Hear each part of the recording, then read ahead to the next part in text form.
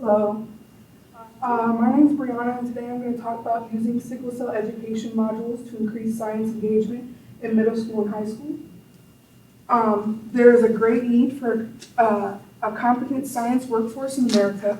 However, very few middle school and high school students are strongly engaged in science. Most of them are not even interested in it at all. The problem is more prevalent in minority students. And an example I have is I used to know this lady in my hometown, and she believed that someone we knew was not a doctor because she had a PhD in a medical degree. It's like culturally, we look at jobs as if you're smart, you should be a doctor, a lawyer, not going into science. One of the solutions to this problem is to make science exciting and appealing early in middle school and high school students. Using sickle cell disease as an education model can serve this purpose. I personally go to the middle school and high school with the sickle cell club, and many students don't know anything about sickle cell. They're curious, they want to know. I personally know my sister carries the trait. So I got to find out early in age, and I wouldn't have known unless my sister was diagnosed by a doctor saying, don't have kids with someone that carries the trait because this is a preventable disease and we can stop it as long as you know your genes. So I got to learn that early based on my sister's genes. Sickle cell disease is felt, like I was just explaining. It can be preventable, so when it happens to someone, I'm sorry. Many minority students know someone with it or are themselves carriers, like I explained my sister. The disease touches on many science concepts from anatomy, physiology to genetics. This disease is called for the first molecular disease. Many new science techniques were first tried out on this disease. The disease also helps students to appreciate civic virtue and social justice. How we are using sickle cell disease to actively engage students. About once a month, we go over to the middle school and the high school, and we do little activities that doesn't have to cost a lot. I know the girl that made this, and kids love putting the stuff through it, seeing how the misshapen ones, the sickle cells, they get stuck and they get trapped and they're hard to go through. So basically that's what happens in the blood vessels. So we had a cute diagram for them to understand it in their own way at a young age.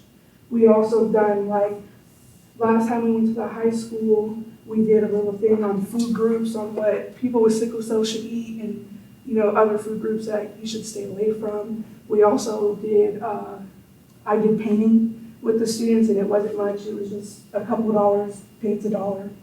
And we painted the sickle cell ribbon. So, when they see that ribbon, they now know it's for sickle cell awareness.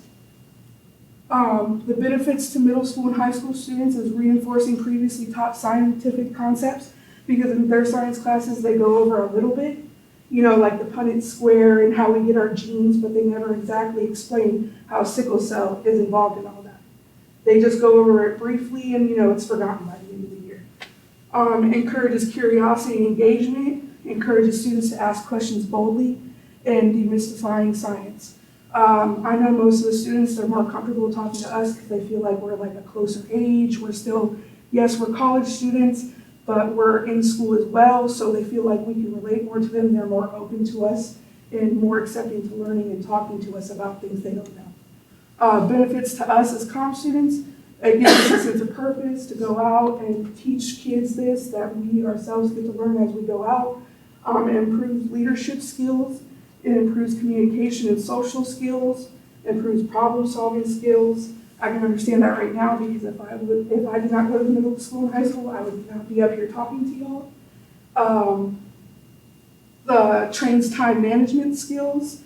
It provides volunteer experience that looks good on a resume, and it gets us out of our comfort zone, more able to talk to people. So that's it.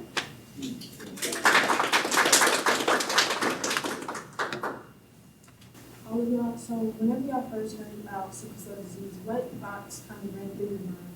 What made you want to get into teaching others about it, specifically just y'all as individuals? I say specifically when my sister, when we found out she's a carrier, which doesn't mean she has the disease herself. It just means, say, she ends up with someone and she has a child with someone who is also a carrier, they have a percentage chance of having a sickle cell child. So when my sister was diagnosed with that, she really didn't understand what it meant. Not even my mother really understood. She just knew the doctor told her that, and that's what it is. So when I started attending college and I started taking classes with Mr. Newberry, he told us about this program.